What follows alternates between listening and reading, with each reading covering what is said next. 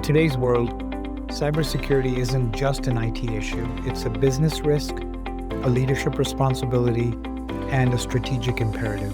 On this podcast, we cut through the noise to discuss real threats, real incidents, and real solutions with the leaders shaping cybersecurity, data privacy, and digital resilience. If you're responsible for protecting systems, managing risk, or guiding your organization through digital transformation, this show is for you because cybersecurity isn't optional, it's foundational.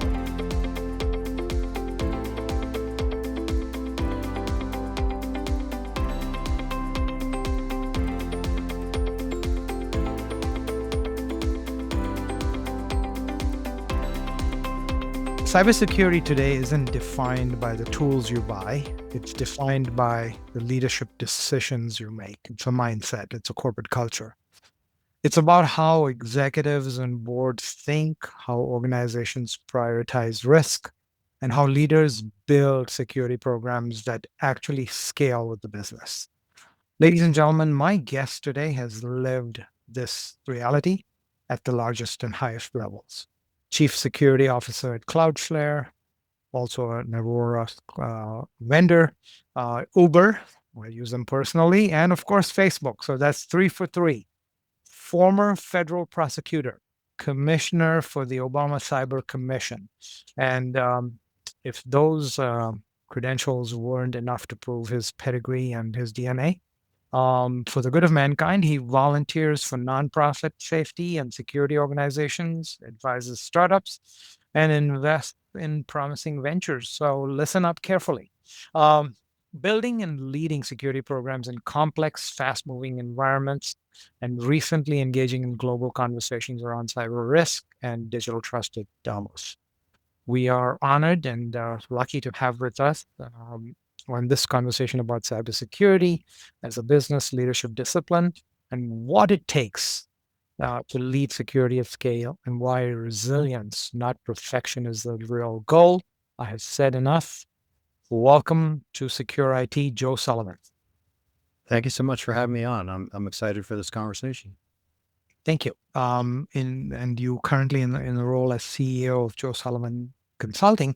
I'm going to whet our guests, listeners' appetites with 3 quick questions, and we want to leave them hanging for more in this potentially 30-minute conversation. Joe, what's the most uncomfortable truth about cybersecurity that most boards still don't want to hear? That we can't be perfect. With a lot of problems, there's a solution. And in cybersecurity, we can't deliver perfection. And it's a hard conversation to have. That's part one. And part two is, how do we quantify risk? In a lot of other areas of business, the math is a lot simpler. And we can get into that, why it's such a challenge. As we dig in, we'll get the answers. You're going to hear me use the word scale a lot today, only because of your background and your reputation preceding you. You've led security at scale. What fails first in most organizations during a real cyber crisis? Is it technology, process, or leadership? I think it's leadership. And it's leadership before the crisis, not so much as bad leadership during the crisis, because quite simply, we can prepare for crisis. We should be preparing for crisis. Like I said in my last point, we can't deliver perfection, which means we should be preparing for when we fail. So true. And the third one, after Davos, do you believe global leaders are actually prepared for what's coming in cyber? And this is all encompassing with AI and quantum computing as well? Or are we collectively in denial? I think leaders are coming to the table on security more than ever before. And that excites me. It's interesting. At the top line, everybody's talking about AI and the risks around AI. But I actually believe that the thing that's gotten through and taken the risk in cybersecurity beyond the security team is more what's happened with ransomware in the last few years and the impact on operational resiliency. If you look at the Jaguar Land Rover situation, Marks and Spencer, I mean, you can go back to Sony. when an organization can't function because of a cyber incident, everything changes. And, in security, we used to talk about data leaving the building. Now we talk about operational resiliency. And that's what I hear on the international stage more. And here too, we're seeing resilience come in more and more. There is, to a large extent, in the organizations that we worked in, including the Broadcoms and the Trellixes of the world. These are the purveyors, the giants in terms of purveying cybersecurity solutions. A sense of fatigue, right? You're constantly going in front of CISOs, and you've been on both sides of that table. Um, yesterday it was encryption, then there's DLP, CASB, SASE. Now we're talking ZTA and zero trust. And if we had $1 for every acronym that we've invented in this business, we'd retire very happy. You've lived cybersecurity.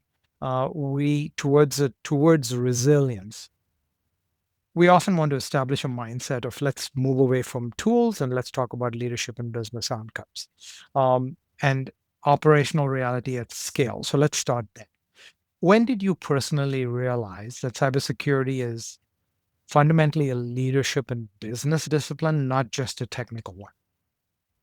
That's a good question. I'm not sure that if there was a specific light bulb moment.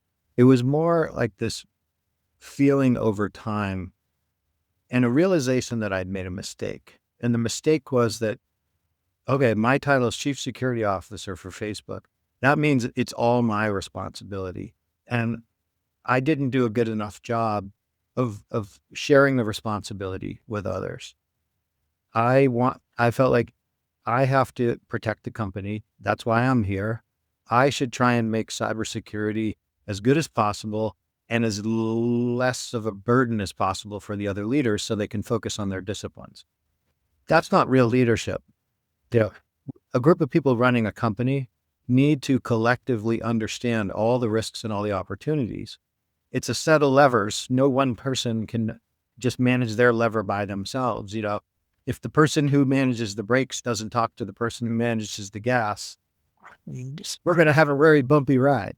Let's talk about the bobsled incident with the U.S. team, right? The guy on the brakes didn't make it on the bobsled, right? Yep. So true. I'm going to use a few cliches to set up a quick follow up. So bear with me as you roll your eyes, Joe. But when it came to Facebook, you were pushed off the proverbial pier into the deep sea. You went through the ring of fire. So here you are. You've lived. You've earned your "I've survived" T-shirt. What do executives most misunderstand in their role in cybersecurity? I think a lot of cybersecurity leaders do what I did in my early years as a leader, which is take it all on yourselves. Like we hear so often, we can't. The problem with the new security leader comes into the company. What do they hear about the old security team? They hear the old security team was the Department of No, and so they're like, all right, I got to figure out. I'm going to have to manage the balance here. I'm going to have to be a little more quote unquote business friendly. I'm going to balance. I'm going to make these judgment calls on my own, and I'm not going to be the old security executive. And so they take all of this on themselves, and it's too stressful for one person because I just acknowledge we're going to fail. We are going to have incidents. We're going to cause outages, sometimes ourselves. We're the only team that's dealing with an adversary on the other side. It's a fundamentally different role than most other executive roles in an organization. We're not just playing chess with the market. We're playing chess with an adversary who's trying to break in. And in fact, it's an invisible adversary that we can't see. And there may be 100 different adversaries at the same time trying different techniques against us. And so if we try and do it by ourselves, we're going to fail. If we try and understand everything about the business and then do the risk decision making on our own, we're going to fail. We have to get comfortable sitting in the executive room, having deeper relationships with all the other executives and meeting them, where they are and bringing them into our world a little bit more. So while the buck does stop with you, bring in the help and wise words. And our listeners fall into various categories. Of course, we've got our collection of CISOs and Mm. CTOs. We've got the middle tier. We've got the guys who want to be where you are, and we're very proud of the fact that we are attracting a lot of students who are starting to get into this field. You know this better than I do, that we've got at least a 60,000 seat gap in terms of what we require in this field for people in cybersecurity, and we're looking constantly to add. So I do take some time to encourage newcomers and students to listen and to basically pick traits. And to that point, what behaviors do strong cyber leaders consistently demonstrate? I think I think there's a real tension in an interesting area, which is um, our job as security people is to be very detail oriented and very picky. We're the ones who are quality control. We're looking over the shoulders of things that other people are building. We're trying to spot deficiencies. But at the same time, we can't be afraid of change. And often you find the people who hate change are the ones who are very good at kind of like the discipline of going into the weeds and nitpicking. Um, and so we have to have a curiosity, I think, is a very important attribute for people in security. The world, especially in 2026, the world around us is changing. Uh, I pay for Claude, Perplexity, Chat, GPT, and Gemini, and probably like 5 other AI products right now. When Limitless came out with the recording thing that people would wear around the neck, I bought one of those and started because I knew that all of these things are going to bring a lot of new risks into the organizations that I work with, and they're going to challenge all of our existing security products. So I want to make sure that I have a curiosity, like, what is a Limitless? How does Granola note-taking app work? How did these things work? What do they collect? If I don't use the product, I can't understand it. And so I got to be a person who's really curious and embracing change at the same time that I'm going to bring that kind of like skeptical, like critical analysis to it. Well, very well stated. We have to literally drink the Kool-Aid, test it out. We've got to take a bite first and total immersion. And thank you for listing um, those various subscriptions. I'm sure that's just the tip of the iceberg, but it is so true, right? And we're starting to see some amalgamation, as the latest news with OpenClaw and API constantly large language models that are Mhm. domain specific and user specific, and now personality specific. So greatly appreciate the NCAP on terms of security leadership, security mindset, security culture. Let's talk about what it actually takes to build this within a real organization.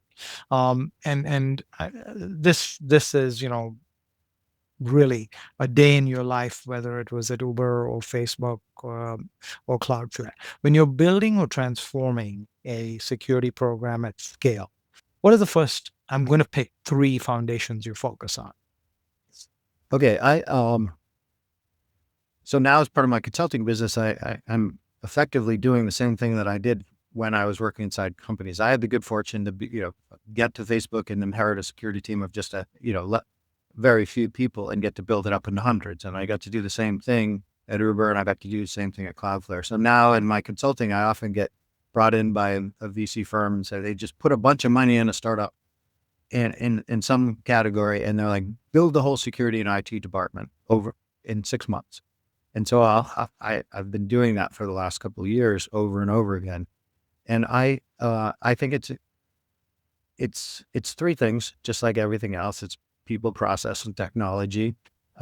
That's basically the way every security organization, those are the three pillars. Um, you you can't get anything done unless you have hands-on keyboard. So you got to get some good people in. Uh, I'm always looking. I think about on the people side. The earlier a stage the company is, the more you're looking for jack of all trades, people who are skilled in lots of different areas, because in startup and in the early stages of a company, the curveballs just come at you every day. No 2 days are the same. Your job is not repetitive and routine. It is chaos. And so I'm looking for people who are comfortable in the chaos. I'm looking for people who on Monday can help, configure our single sign-on. On Tuesday can do something on the endpoint. On Wednesday can go talk to the product team about encryption and the new solution. Like, you're just all over the place from a people standpoint. From a technology standpoint, I'm very focused on three things out of the gate. I want single sign-on for everything. My personal belief is that identity is the foundation of good security, and it comes from getting everything behind a single sign-on and simplifying that as early in the life of the company as possible. I think the second thing is I want really good asset management. I believe most companies totally fail at asset management. And I think that a lot of our security issues come from quote unquote deprecated things that are still lying around, being our Achilles heel. And then the third thing, from a technology standpoint, is device management. If I can get single sign-on and everybody only accessing our environment through corporate issued machines, I, I'm gonna and those machines have good endpoint security. We've gotten a long way on the security foundations for that company. So that's people, the technology, and from a process standpoint, I try very early to make it the ownership of security beyond the security team. Like, from a process standpoint, I want a bunch of leaders in the company involved in kind of like an architecture committee for as we set up security. I want co-ownership of the risk. I want co-ownership of the budget and spending decisions, so that when we scale a team, they're not they're not in the basement, neglected with a small budget. I want them to be visible. I want them to feel like they're a cross-functional team.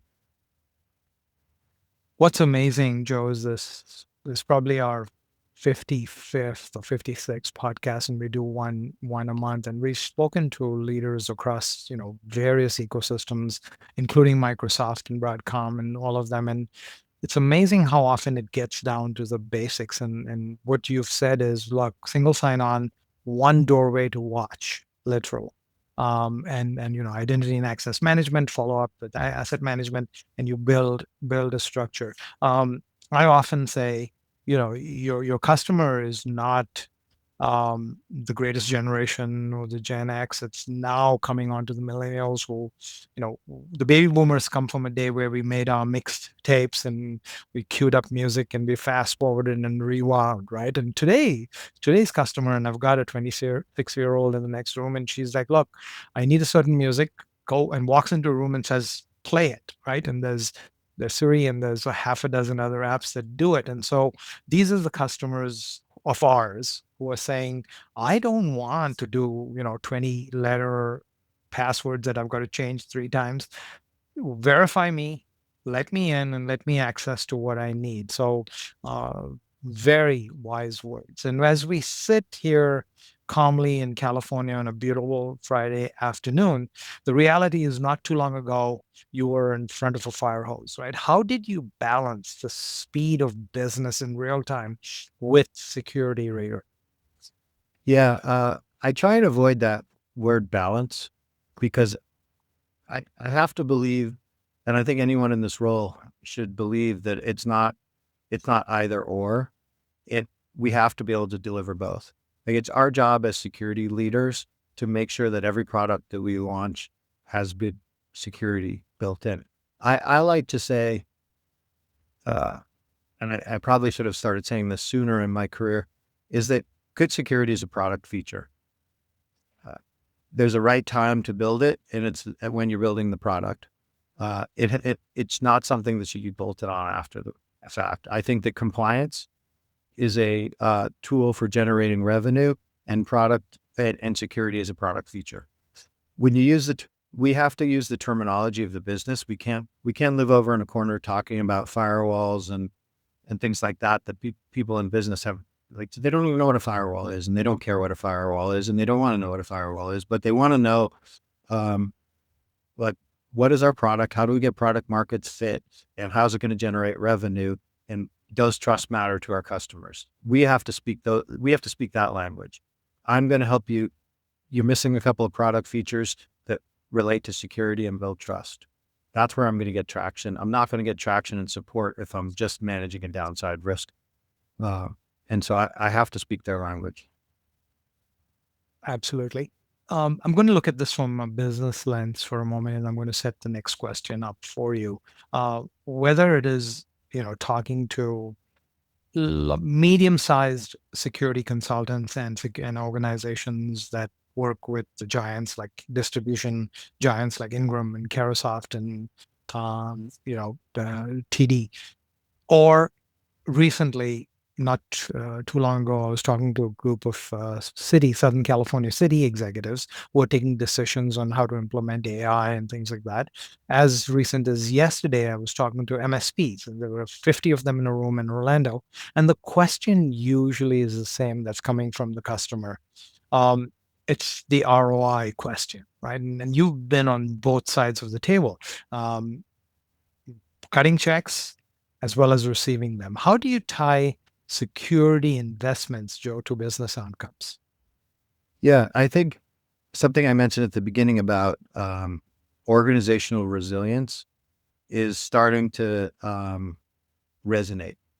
Uh, when security breaches led to um, data leaving the building, it was hard to quantify the risk of a security incident because, okay, we lost. I don't want to diminish the impact, but the reality was, all of us as consumers, we've gotten so many letters telling us that our data has been exposed that we just tuned it out.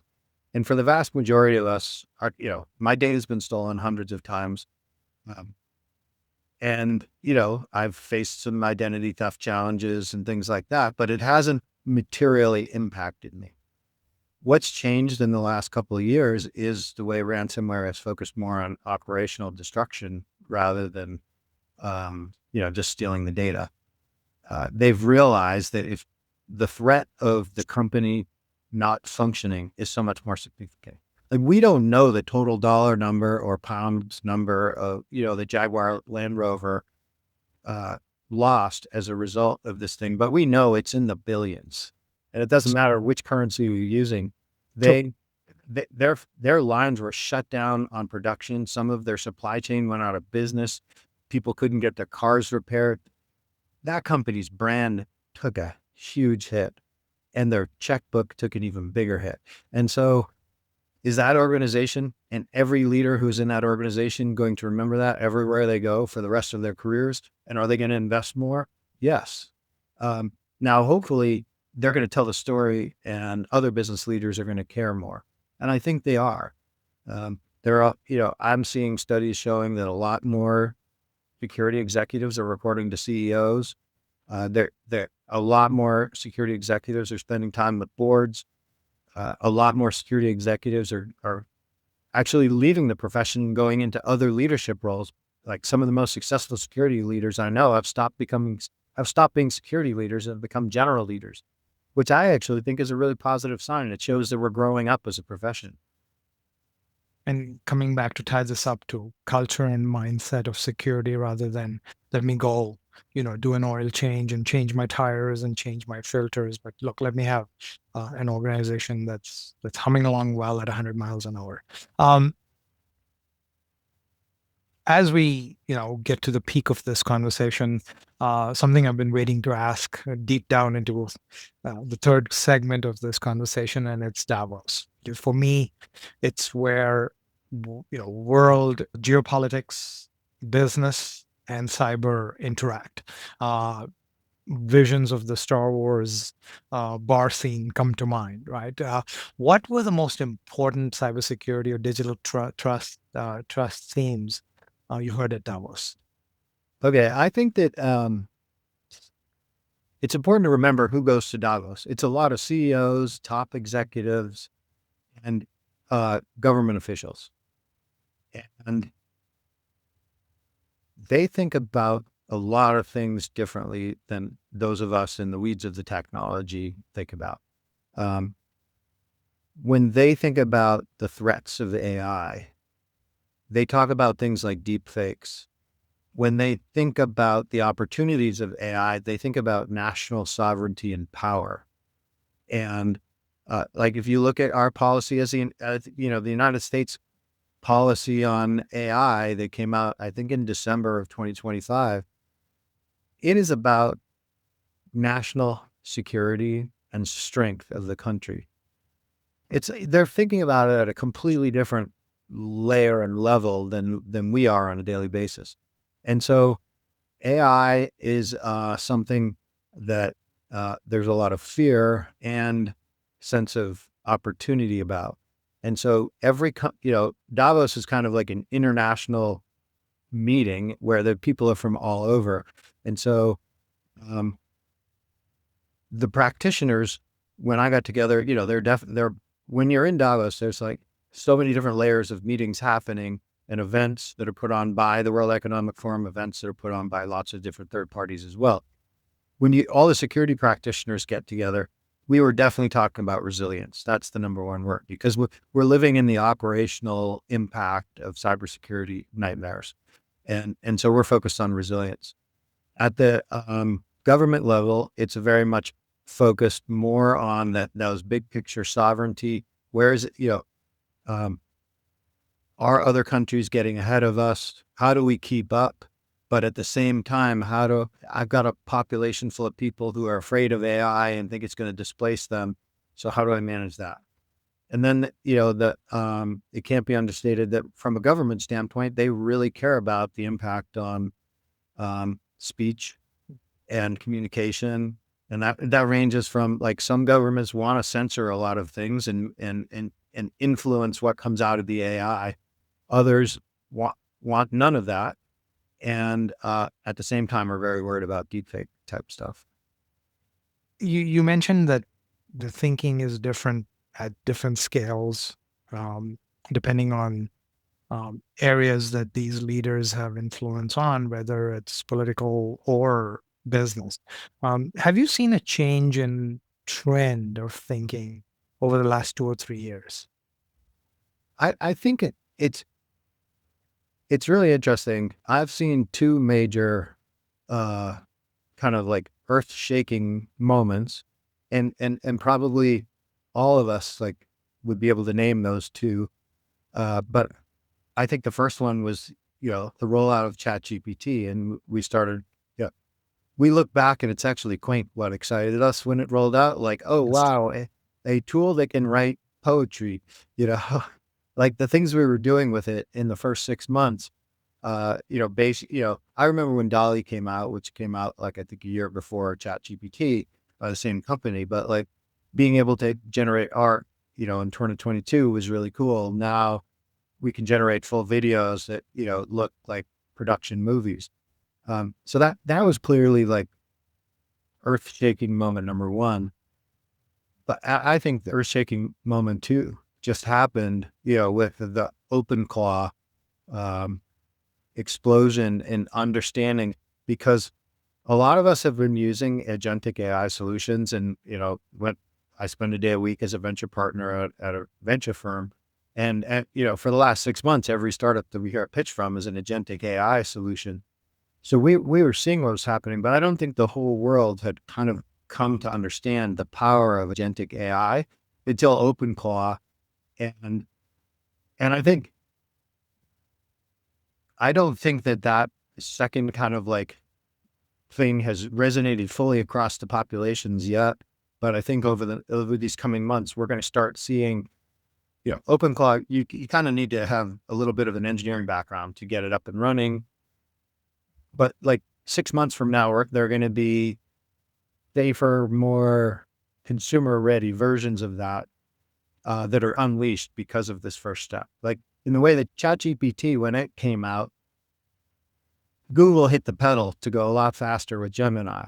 Meta hit the pedal to go a lot faster with theirs.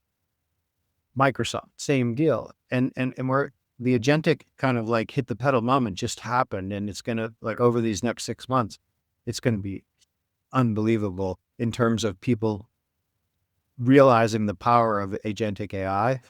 Some people are going to just leverage it like crazy. The curious people are going to implement it and get a lot of things done. Other people are going to have their head in their sand, and their companies are going to get disrupted because it's going to cost them 10 times more to get the same amount of work done.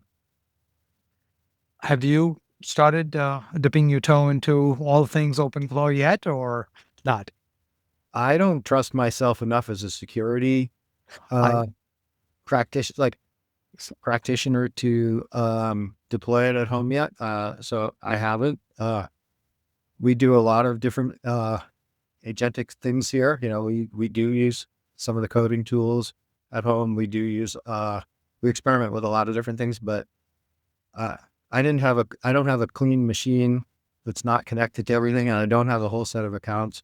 But I am I'm closely watching and talking to a lot of friends who are doing a lot of things right now, um, so that I don't feel left behind by it. But I don't want to I don't I'm telling people that you should be mindful of the risks associated with it, and I don't think I have all of the controls I want to have in place before I unleash it on my household.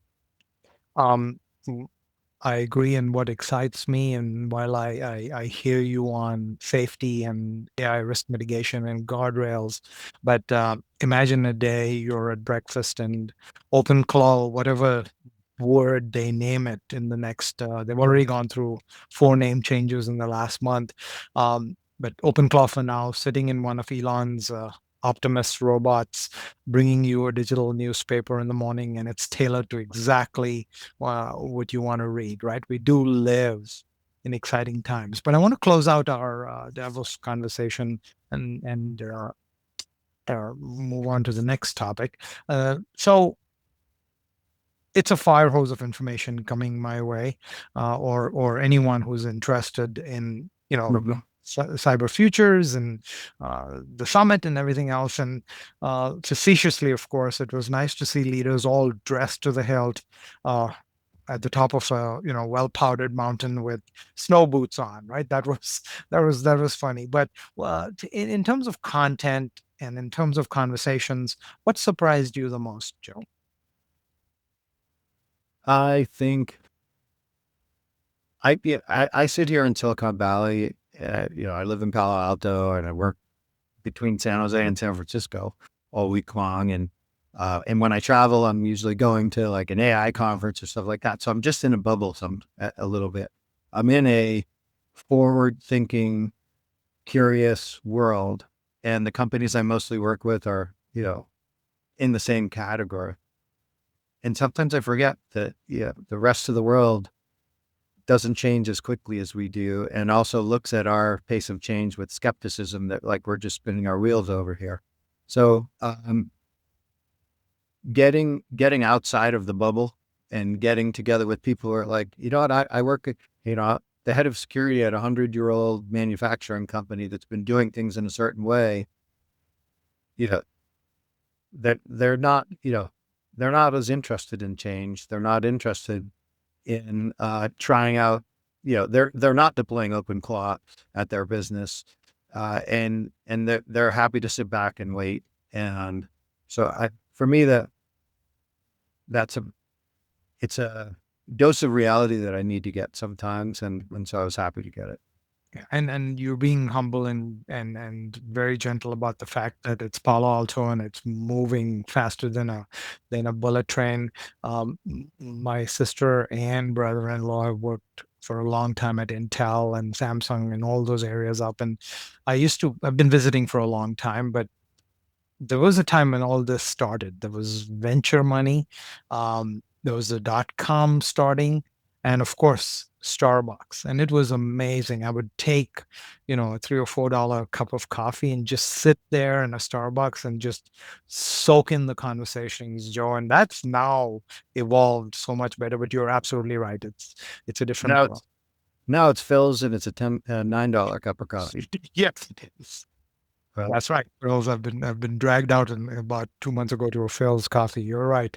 Um, all these conversations now ultimately lead to a point that you just mentioned: resilience.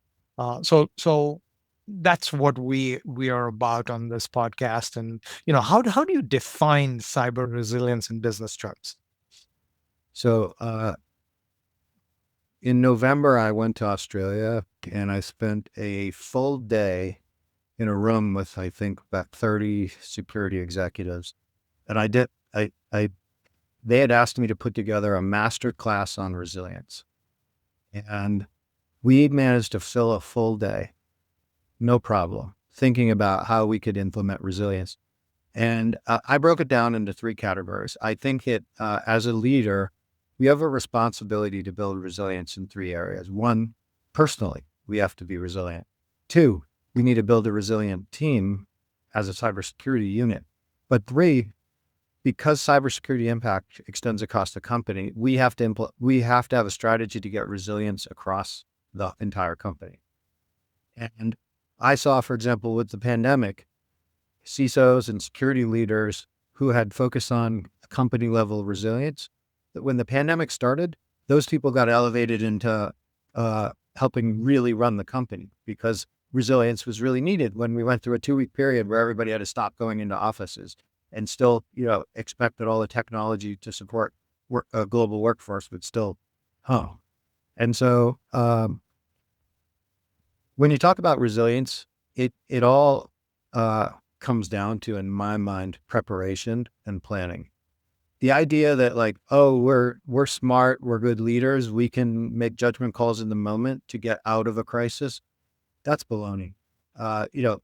Any military on the planet has a version of I think there was one that I saw from the Navy SEALs in the United States, but they all emphasize the idea that the more you practice, the better you perform when things get real. You want things to be on muscle memory. You want to have processes that you've tested and that work. We can't just, in a moment of crisis, some people aren't the right people to have in the room. We need to hire people based not just on their ability to design prevention solutions. We need to hire people who are also good in a crisis. I'm shocked that some security teams don't have anybody that went through an interview process to get on the team based on their ability to manage crisis. EMTs handle medical emergencies after lots of training. We don't just take a regular doctor or a regular nurse and throw them, in an ambulance. Yep. They have to practice. Everything's different when you get in those pressure situations. The weight on your shoulders, the people watching, the costs. It's all magnified. And I was thinking about it like this. If you ever watch a fire department handling a fire, those firefighters go walking into a burning building. They don't look scared. They look like they're people doing their job. They're not their heart rate is probably gone up, but it's not gone up as much as if I asked you to run into a burning building. I like that analogy, Joe. It's muscle memory at that point in time. There's so much of training, right? And they've gone through this and always to Sunday. So you put them in there and it's just constant reaction with perfection. I like that. Let's a quick follow up on that. And let's open ocean, test this theory. It's Christmas. You've got your wish. You've got an organization that's resilient. How do resilient organizations react to a cybersecurity threat before, during, and after it happens, an incident? Yeah, I think that organizations beforehand need to do role play. They need to first of all, they need to talk. I always would say as a leader for my team, the only thing I'm disappointed in is the risk that manifests that you didn't tell me could. We should be able to, in advance, articulate, here are all the bad things that can happen. Then, of course, we should do all the things we can to prevent those things from happening. But we should also do the exercise of, okay, say we fail at prevention, how are we going to handle this? I, uh, we talked about how I was at Facebook, and in those days at Facebook, when I started, we had one data center, and then we built a second data center. And I remember when the head of infrastructure challenged all of us and said, "We're going to turn off the primary data center." And we're all just like, wait, what? Like, Yeah, exactly. but what if, but he was trying to get us to accept there could come a day when we don't have a choice. That data center loses power. Does that mean that the company goes offline? Or can our second data center handle it? And we're like, give us another 6 months, please. Like, Right. but Right. we went through and so we did these exercises. Like, what if there was a fire at one data center? What if there was and then the second one was up near the Arctic. So what if there was an ice storm that took out that data center?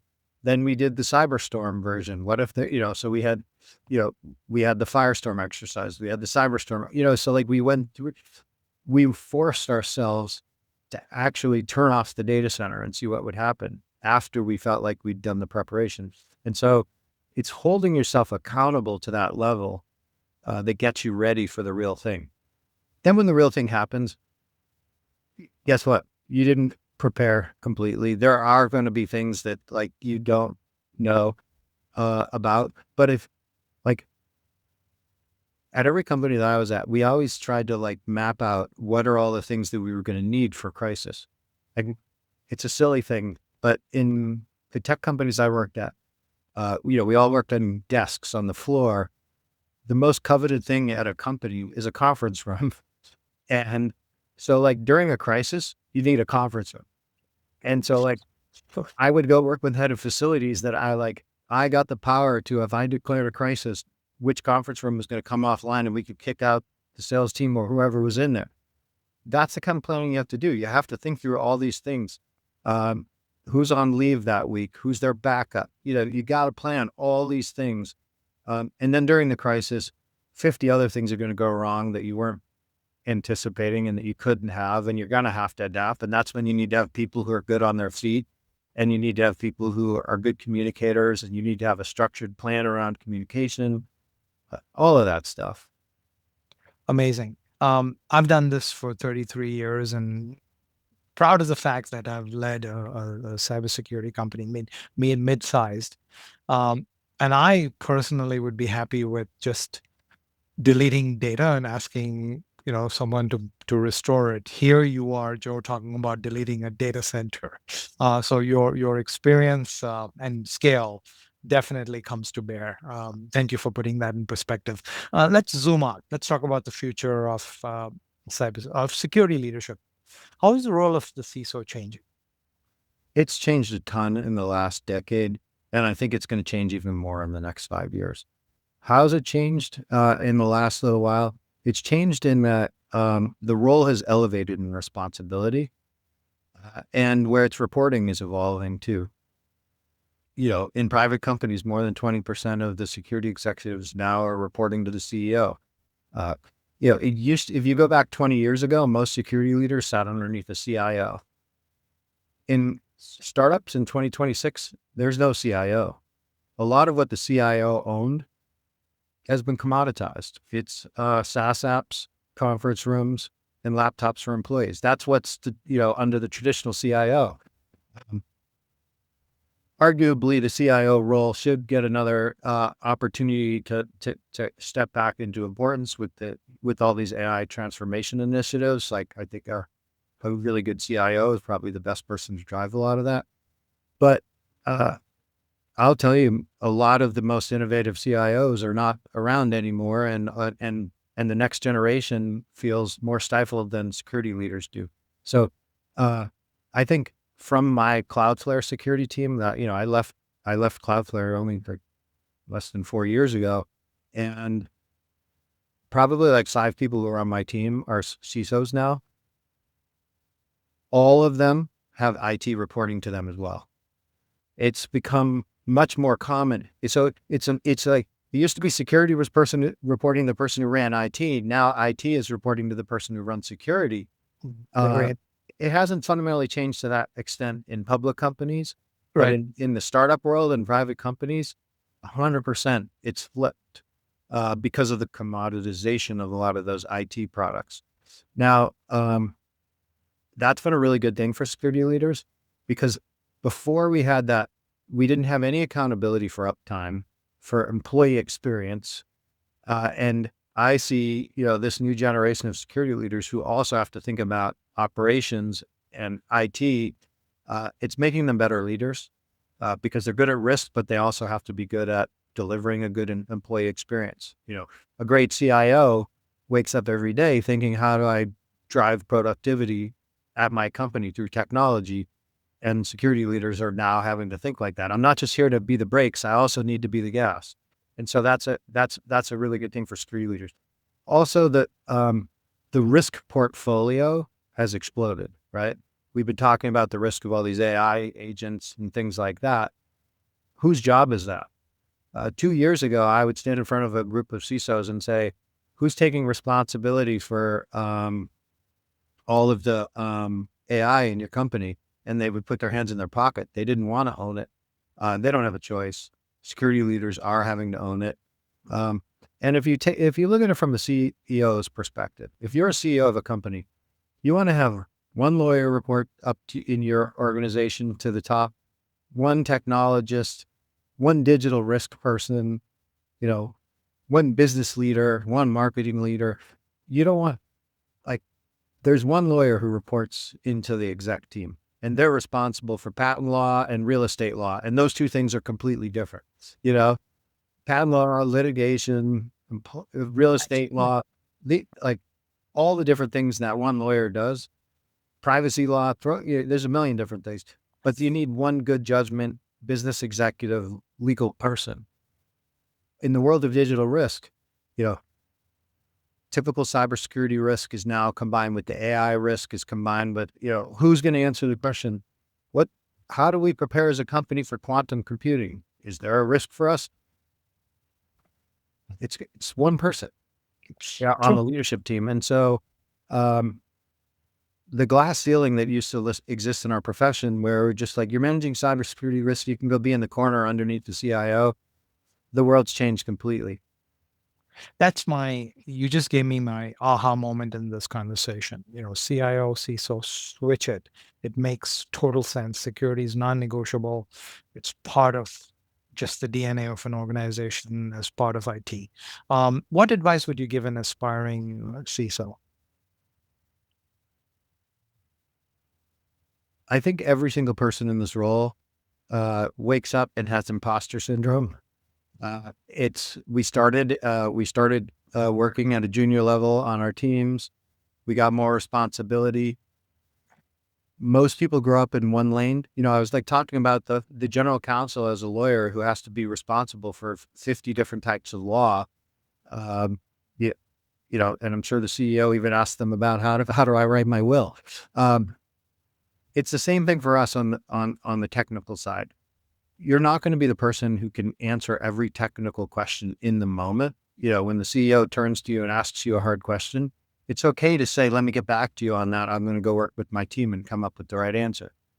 You can't be afraid to go in a room where you don't know all the answers. And I think that I run into too many people at every stage of their career in this profession who say to me, like, I think I'll be ready next year. I'm going to go do it. I'm going to go study something. And it's just like, just because you grew up on the application security team doesn't mean you can't run a whole security org without running detection and response or spending time over with the compliance team. You got to jump into leadership. Leadership isn't about being the best technical person anymore. It's about being the person with the best judgment. Thank you for that. Having been there and having hired for those positions, it's a good thing that our listeners are hearing that directly from you. Joe, time flies when you're having fun. You are now officially my, 1 degree of separation from all things Facebook, Cloudflare, and Uber. I want to leave this with a fun segment. It's a rapid fire round. Shouldn't take more than 2 minutes. You get to say yes, no, one word answers. You get to say pass. Are you game? Let's go. Okay. Um, Security in one word. And I know we talked about balance, and I was smiling when you said there's no such thing as balance. That is so true. So, security in one word: prevention or resilience. Resilience, Biggest leadership mistake in cybersecurity. taking it all on your own shoulders. Wise words. Most dangerous phrase in boardrooms about cyber. Quantify risk. Compliance equals security. True or false? False. Compliance is a product feature that drives revenue. What matters more in a crisis? Preparation or leadership? Preparation. Amazing. Cyber resilience is achieved when? Fill in the blanks. Cyber resilience is achieved when the program has buy-in across leadership. Amazing. Thank you, Joe Sullivan and Joe Sullivan Security Consulting. I wish you much success and thank you so much. We're honored to have you on the show. Greatly appreciate it. Um, Ladies and gentlemen, cybersecurity isn't about stopping every single attack. It's about knowing what matters, governing it intentionally, and recovering faster than your competitors when things go wrong. Cyber resilience is not a technology problem, it's a leadership discipline. It lives in the boardroom, shows up in strategy, and is proven under pressure. For our listeners, please follow Secure IT wherever you get your podcasts. And ladies and gentlemen, stay focused, stay resilient, and above all, stay secure. Thank you.